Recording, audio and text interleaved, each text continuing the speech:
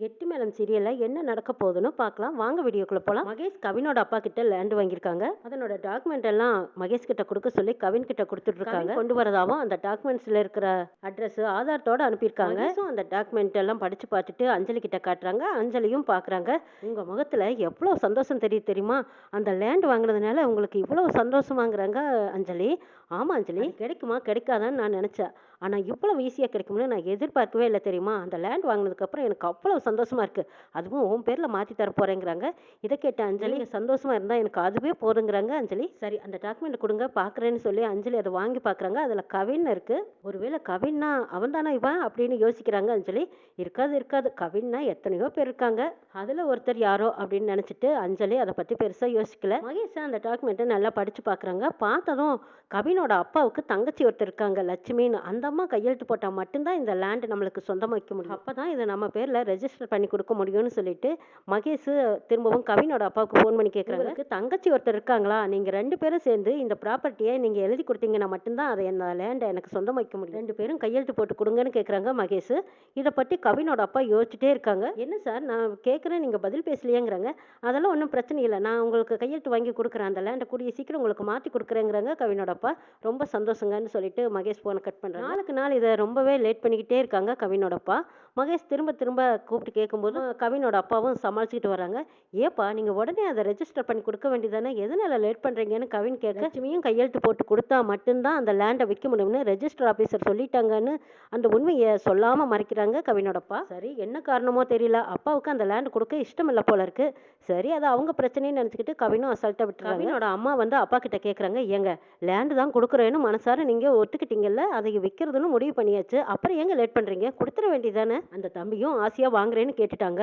அதுவும் பெரிய கம்பெனி ஆரம்பிச்சு நம்ம ஊருக்கு பக்கத்துல இருக்கிற எல்லா ஊர்க்காரங்களுக்கும் வேலை கொடுக்கறதாவும் சொல்லியிருக்காரு. வேலை இல்லாதவங்களுக்கு வேலையும் கிடைச்ச மாதிரியாச்சும் நம்மளுக்கும் அந்த இடத்த கொடுத்ததுனால ஒரு பெருமை தானே, ஏன் இன்னும் லேட் பண்ணிட்டு இருக்கீங்க, கொடுத்துருங்க அப்படிங்கிறாங்க லலிதா. லலிதா, அதுக்கு இல்லை, இது ஒரு நல்ல விஷயமா தான் அவங்க கேட்குறாங்க. ஆனா இந்த லேண்ட்ல ஒரு சின்ன சிக்கலும் பிரச்சனையும் இருக்குங்கிறாங்க. அப்படியா, அது என்னங்க எனக்கு தெரியலையேங்கிறாங்க லலிதா. இதுல நான் மட்டும் கையெழுத்து போட்டா பத்தாது, இது பூர்வீக சொத்தாச்சா, அதனால லட்சுமியும் கையெழுத்து போடணும்னு ரெஜிஸ்டர் ஆபீசர் சொல்லிட்டாங்கிறாங்க. அடக்கடவுளே, இப்படி ஒரு விஷயம் இருக்கா. சரி விடுங்க, லட்சுமி கிட்ட நான் போய் கையெழுத்து கேட்டா இல்லைன்னு சொல்ல மாட்டா, கண்டிப்பா போட்டு கொடுத்துருவாங்கிறாங்க. இல்ல லலிதா, இதுக்காக வந்து லட்சுமி வீட்டை தேடி போனா ரொம்ப அசிங்கமா போயிடும், வேண்டாங்கிறாங்க. ஒரு நல்ல காரியத்துக்காக இடத்த கொடுத்துருக்கோம், ஆனா லட்சுமியோட கையெழுத்துக்காக இதை நிக்கணுமா என்ன, நல்லா யோசிச்சு பாருங்க. நம்ம போய் கேட்கறதுனால அவ இல்லைன்னு சொல்ல போறது இல்லை, ஏதோ கொஞ்சம் பணம் தேவைன்னா கொடுத்து நம்ம கையெழுத்து வாங்கிட்டா போதுங்கிறாங்க. இல்ல இல்ல, அவகிட்ட போய் நிக்கிறதா, அது வேண்டவே வேண்டாங்கிறாங்க கவினோடப்பா. என்னங்க இப்படி முரட்டு பிடிவாதம் பிடிச்சா அது எப்படிதான் அந்த லேண்டை கொடுக்கறது. அந்த தம்பியும் ஆசையா வாங்குறேன்னு சொல்லிட்டுது, இதுக்கப்புறமும் நம்ம சாக்கு போக்கு சொல்றது சரியில்லைங்க, நான் முயற்சி பண்றேங்கிறாங்க. சரி லலிதா, அது உன்னோட விருப்பம்னு சொல்லிடுறாங்க கவினோடப்பா. வீட்டில் லட்சுமி துளசியை நினைச்சுக்கிட்டே கவலையோட உட்காந்துருக்காங்க. துளசிக்கு தான் கழுத்துல யார் தாலி கட்டினானே தெரியலையேன்னு கதறி அலறாங்க. அதையே நினைச்சுக்கிட்டு இருந்த துளசி, இது எப்படியோ ஒரு பாரத்தை இறக்கி வச்ச மாதிரி நம்ம வெற்றி கிட்ட சொல்லிட்டோம், ஆனா வெற்றி கண்டுபிடிக்கணுமே, சீக்கிரம் அது யாரு என்னன்னு கண்டுபிடிச்சா தானே அடுத்த ஸ்டெப் எடுக்க முடியும். துளசிக்கு நம்ம பார்த்து வச்சிருக்கிற மாப்பிள்ளைய கல்யாணம் பண்ணி கொடுக்க முடியும்.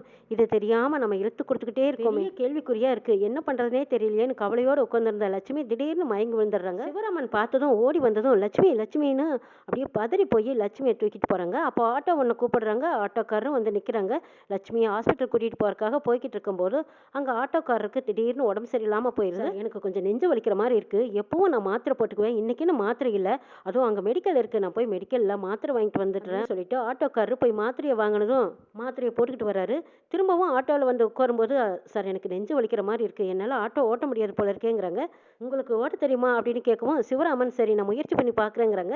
சரி ஓட்டுங்க சார், நான் வேணா உங்களுக்கு எப்படி ஓட்டுறதுன்னு கற்றுக் கொடுக்குறேங்கிறாங்க. உங்களுக்கு நெஞ்சு வலி எப்படி இருக்குன்னு கேட்க, இல்லை சார் மாத்திரை போடங்காட்டி இப்போ பரவாயில்ல, டெய்லியும் மாத்திரை எடுத்துக்கிறது வழக்கம், இன்னைக்கு அவசரத்தில் மாத்திரை போடாமல் வந்துட்டேன்னா அதனால தான் இப்படி தொந்தரவு கொடுக்குது, ஒன்றும் பிரச்சனை இல்லை போயிடலாம் அப்படின்னு சொல்லிட்டு ஆட்டோக்காரர் சிவராமன் ஆட்டோ ஓட்ட சொல்லி கூட்டிகிட்டு போகிறாங்க. ஒரு வழியாக லட்சுமியை ஹாஸ்பிட்டல் கூட்டிகிட்டு போய் அவங்களுக்கு ட்ரீட்மெண்ட் எல்லாம் கொடுத்து வீட்டுக்கு கூட்டிகிட்டு வராங்க.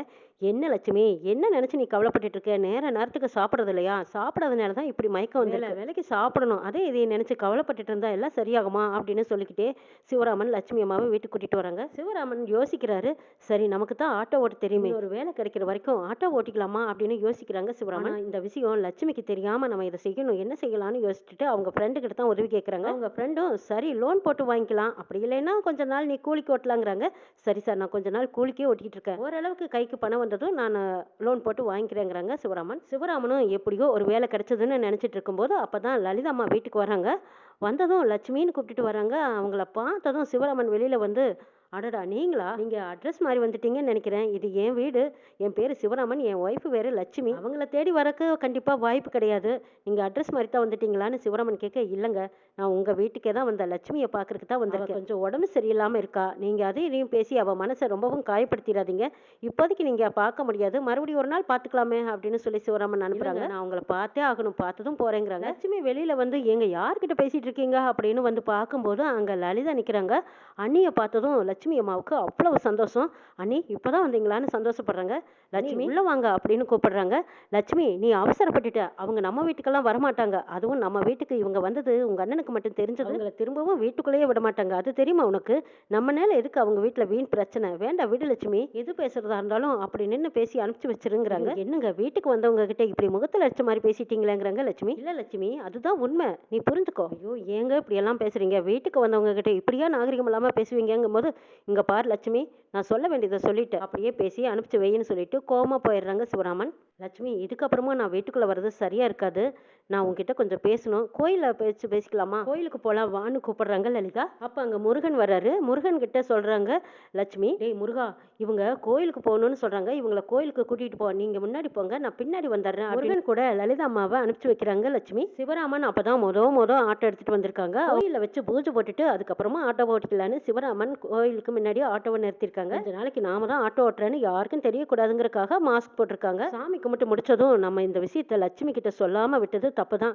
இருந்தாலும் என்ன செய்யறது, லட்சுமிக்கு என் வேலை போனது தெரியாது, தெரிஞ்சா ரொம்பவே மனசுடைஞ்சு போயிடுவா, அதுலயும் நான் ஆட்டோ ஓட்டுறது தெரிஞ்சா இன்னமும் மனசு கஷ்டப்படுவா, கொஞ்சம் நல்ல நிலைமைக்கு வந்ததுக்கு அப்புறமா சொல்லிக்கலாம்னு நினைச்சிட்டு இருக்கும்போது அங்க திரும்பி பாக்குறாங்க லட்சுமி அம்மா வராங்க. ராமன் மாஸ்க் போட்டிருக்காங்க, தலைக்கு தொப்பி போட்டிருக்காங்க, இதெல்லாம் போட்டுட்டு ஆட்டோல உட்காந்து ஆட்டோவை ஸ்டார்ட் பண்ணனதும் எதிரவே லட்சுமி வராங்க.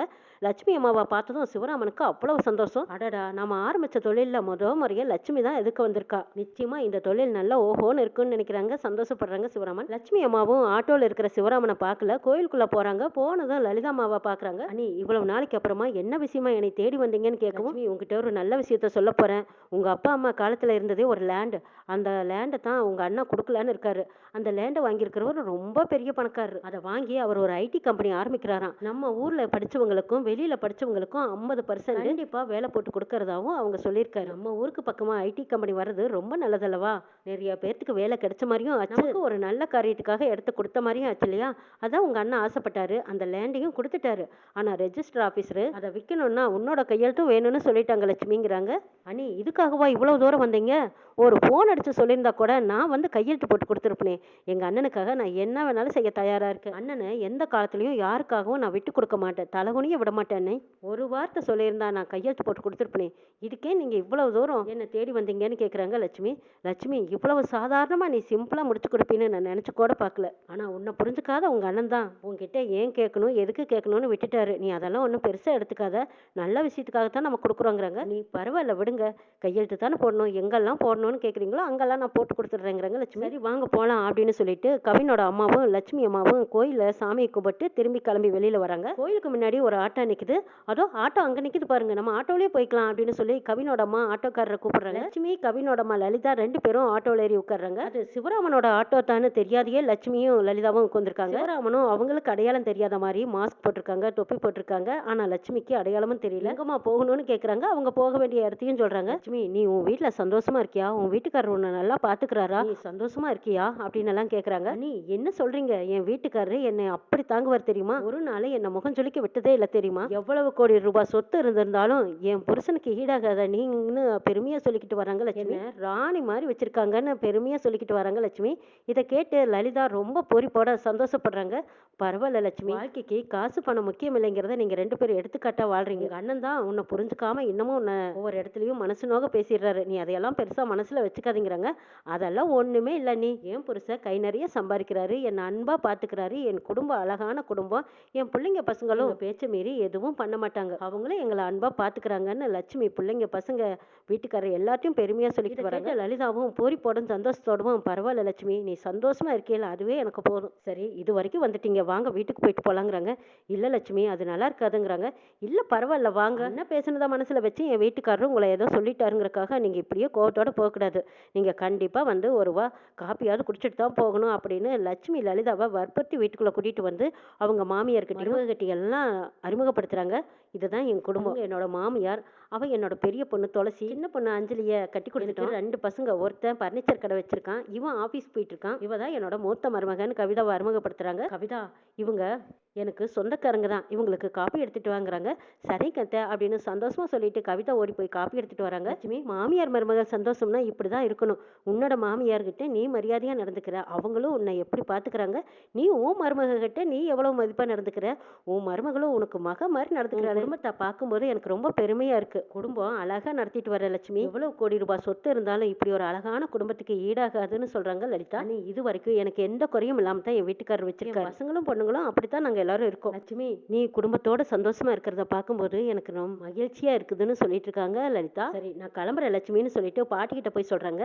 என்னம்மா, என் மருமகளை பத்தி பேசிட்டு இருந்த போல இருக்கு, அவ எனக்கு மருமக இல்ல, மக மாதிரி, மகளும் அவதான் மருமகளும் அவதான பாட்டியும் பெருமையா சொல்றத கேட்டுட்டு லலிதா, ஆமா பாட்டி, நீங்க ரொம்ப கொடுத்து வச்சவங்க, மேல இப்படி ஒரு குடும்பம் அமையறதுக்கும் கிடைக்கிறதுக்கும் லட்சுமி கொடுத்து வச்சிருக்கணுங்கிறாங்க. சரி பாட்டி, என்ன ஆசீர்வாதம் பண்ணுங்க, நான் கிளம்புறேன்னு சொல்லிட்டு லலிதா பாட்டிக்கிட்டையும் ஆசீர்வாதம் வாங்கிக்கிட்டு லட்சுமி கிட்டையும் சொல்லிட்டு அங்கிருந்து கிளம்பி போறாங்க. சிவராமன் அவங்களுக்கு வேலை போன விஷயத்த வெளியே சொல்ல முடியாம தவிக்கிறாங்க. நீ துளசிக்கே தெரியாம துளசி கழுத்துல எப்படி தாலி ஏறிச்சுன்னு தெரியாம தவிச்சிட்டு இருக்காங்க. இதுக்கெல்லாம் எப்பதான் தீர்வு கிடைக்குமோ தெரியலையேன்னு புலம்பி போய் நிக்கிறாங்க லட்சுமி. என்னெல்லாம் நடக்க போகுதுன்னு நாளை சொல்ல பார்க்கலாம்.